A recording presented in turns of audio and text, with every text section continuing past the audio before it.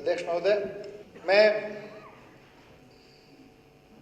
हमारे सदन में नेता प्रतिपक्ष का बहुत बहुत आभार व्यक्त करता हूं कि तमाम राजनीतिक गहमा-गहमी के बीच वो इस महत्वपूर्ण बिल पर चर्चा के दौरान सदन में आए भी, क्योंकि चाहे जो भी हो, हम इस विधानसभा का मैथमेटिक्स जाहिर सी बात है और हम सब जानते हैं, बड़ी बातों में चाहे कुछ भी कहें, कि हमारे सब साथी क्रिटिकल रूप से इसमें जो भी सवाल उठाएंगे, लेकिन साथी हैं और उनका कहीं ना कहीं नज़रिया इस अपनी सरकार के साथ खड़े होने के साथ साथ काम के रहेगा।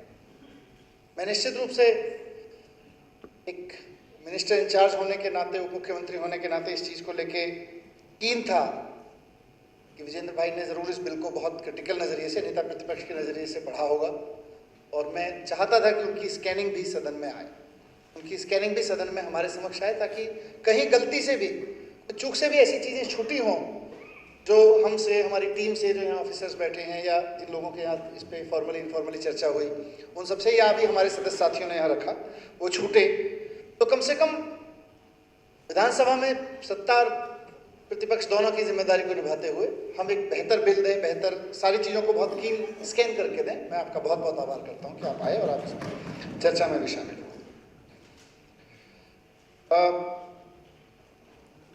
जगदीश जी ने तो बड़ी बात, मतलब समर्थन पहले से दे ही दिया था। वो हमारे मित्र हैं कुमार विश्वास जी, वो हमेशा एक लाइन पढ़ते हैं कि सारी धरा भी साथ दे तो और बात है, तू जरा भी साथ दे तो और बात है।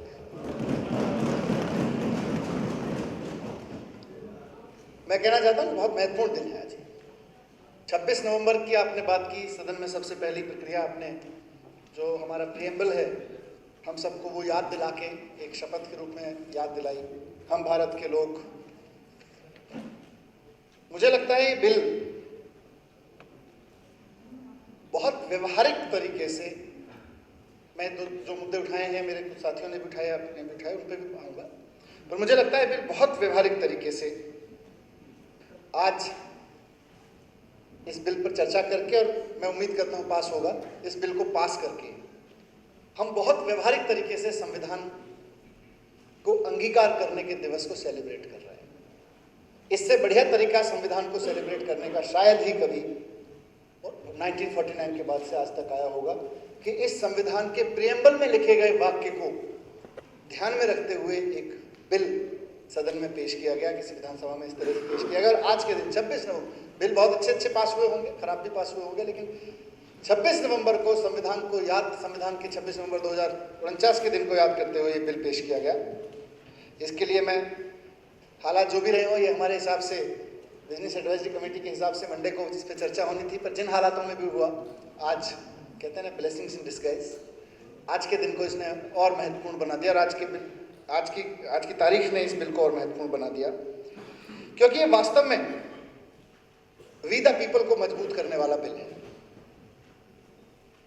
1949 में 26 नवंबर को हम तमाम लोगों के द्वारा, हम जैसे तमाम उस वक्त के आम नागरिकों द्वारा उसका प्रतिनिधित्व करने वाली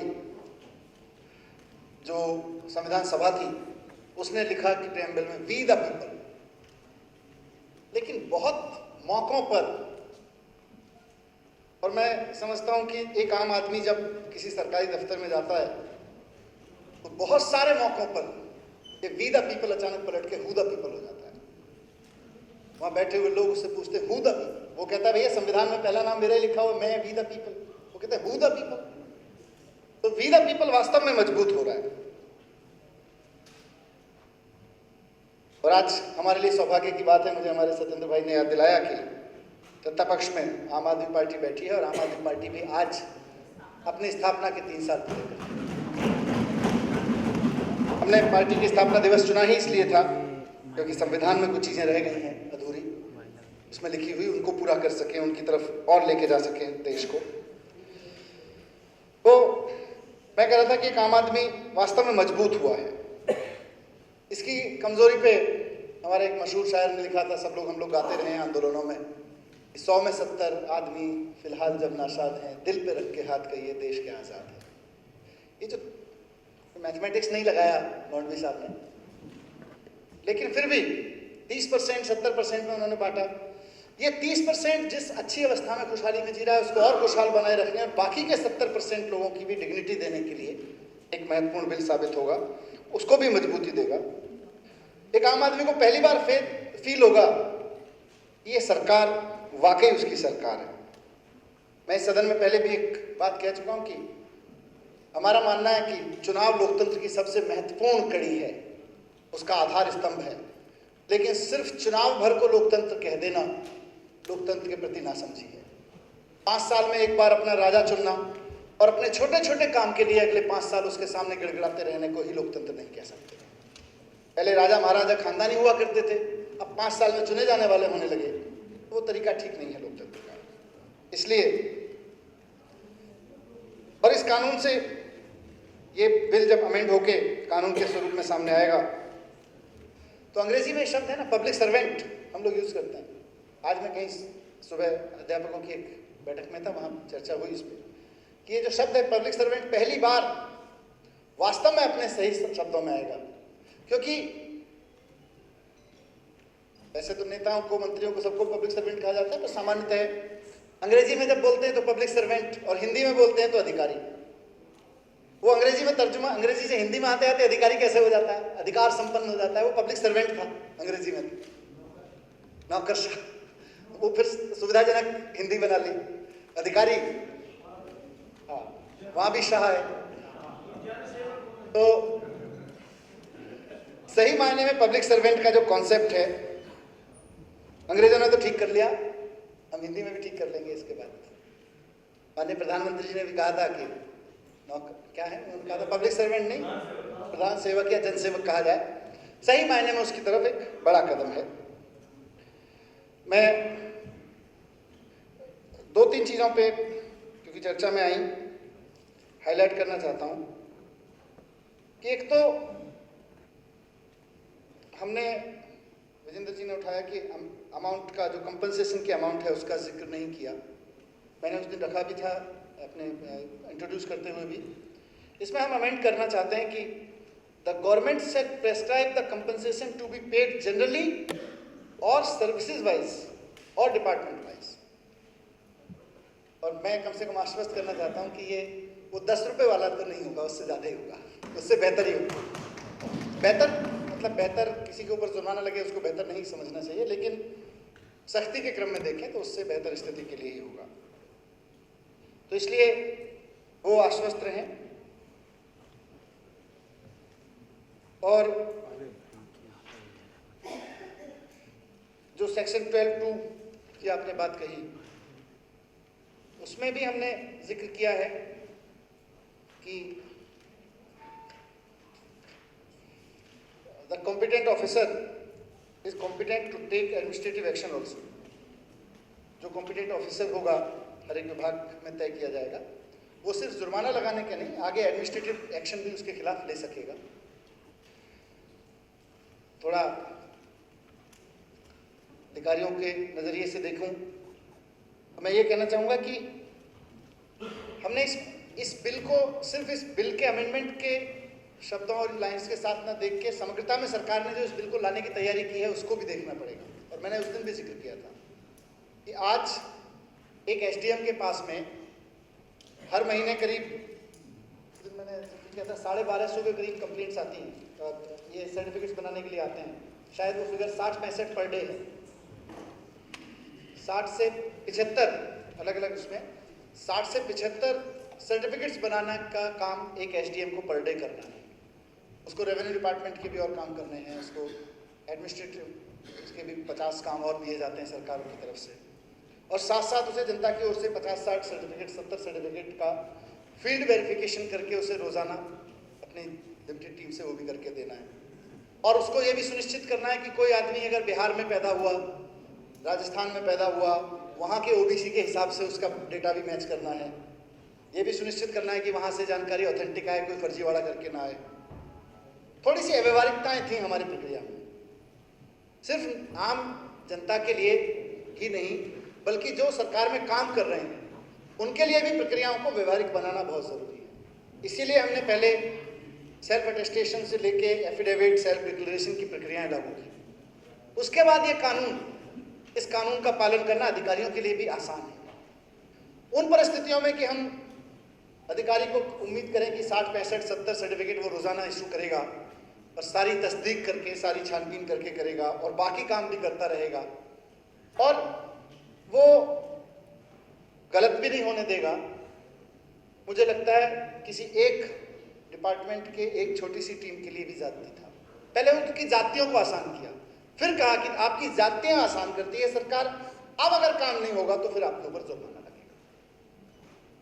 और मुझे लगता है प्रोत्साहन देने के लिए हमने इसीलिए इसमें क्लॉज डाला कि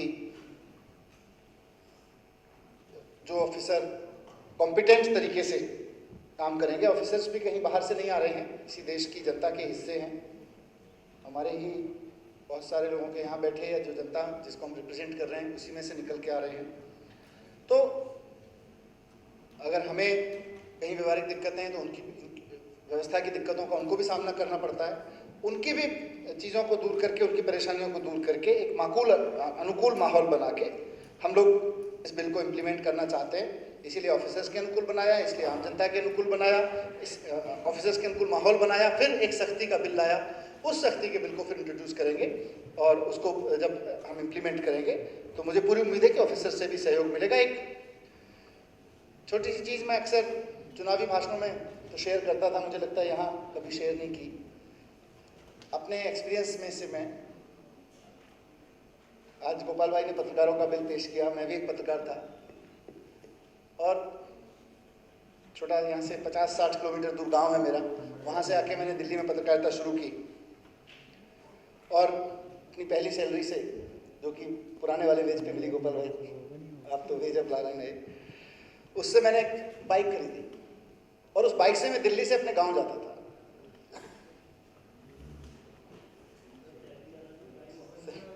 लोन लेके खरीदी थी, फाइनेंस मिल जाता था, एक ठीक ठाक कंपनी में काम करता था, तो इतनी दूर भी नहीं। तो खैर, जिस घटना पे मैं जिक्र करना चाहता हूँ कि जब मैं गांव जाने लगा वहाँ, तो रास्ते में एक बार मेरी बाइक पंचर हो गई। मुझे लगा वो जहाँ बाइक पंचर हुई उससे थोड़ा मोटरसाइकिल वाले लोग जानते हैं, जो स्कूटर चलाते हैं वो बाइक वाले का दर्द नहीं समझ सकते। जब बाइक पंचर होती है तो उसका दर्द बाइक वाला ही समझ सकता है जिसने बाइक चलाई है, बाइक रखी है, स्टेपनी नहीं होती उसमें।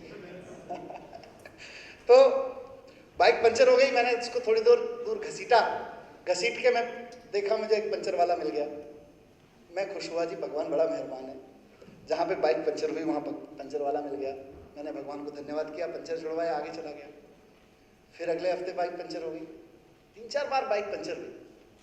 फिर धीरे धीरे मेरे को समझ में आया और हर बार मेरे को लगता है जहाँ बाइक पंचर होती है उससे 500 मीटर, 100 मीटर, ज़्यादा से ज़्यादा 500 मीटर तो बहुत बड़ी कभी हुआ होगा, 150 मीटर दूर पे पंचर वाला मिल जाता है। मैं बड़ा खुश होता था, भगवान बड़ा मेहरबान है, अच्छे कर्म आ गया। लेकिन बाद में मुझे पता चला कि वो तो वो पंचर वाला ही कील बखेरता था और मैं भोला खुश होता रहता था। तो वो पंचर वाला कील बखेरता था और उसकी वजह से मेरी बाइक पंचर होती थी और फिर मैं उसकी दुकान में जाता था और उसकी दुकान चलती थी। मैं एक बड़ी इस हल्के से मजाहिया लहजे में एक गंभीर बात कहना चाहता हूँ जिसको हम सबको बहुत ध्यान में रखने की जरूरत है और हमारे अधिकारी लोग बैठे हैं उनको भी ध्यान में रखने की जरूरत है। हकीकत यह है कि पिछले 60-70 साल में हमने डेमोक्रेसी में, आम आदमी की ज़िंदगी में अपने दफ्तर को चलाने के लिए, अपनी राजनीति को चलाने के लिए, अपने औरा को चलाने के लिए, अपने अधिकारी होने को चलाने के लिए बहुत कीलें बखेरी, बहुत कीलें। वो चाहता है गंभीरता से देखा जाए, मतलब वो अपने होने का जन्म प्रमाण पत्र बनवाना चाहता है, वो आसानी से नहीं बनता because of processes and systems that we have adopted और प्रैक्टिसेस, बैड प्रैक्टिसेस। वो चाहता है उसका जन्म होने का प्रमाण पत्र बन जाए, आदमी पैदा हुआ सामने खड़ा हुआ है अपने साइज के साथ, अपनी उम्र के साथ, लेकिन नहीं साहब, नहीं बनेगा। क्यों? सिफारिश लाओ। फिर हम जाते हैं अपने एमएलए के पास, माई बाप वो जन्म प्रमाण पत्र नहीं बन रहा, फोन कर देते तो जन्म प्रमाण पत्र बन जाता। बेटा बड़ा हो गया, बच्चा बड़ा हो गया, उसको एडमिशन नहीं मिल रहा, माई बाप सिफारिश कर देते तो एडमिशन मिल जाता।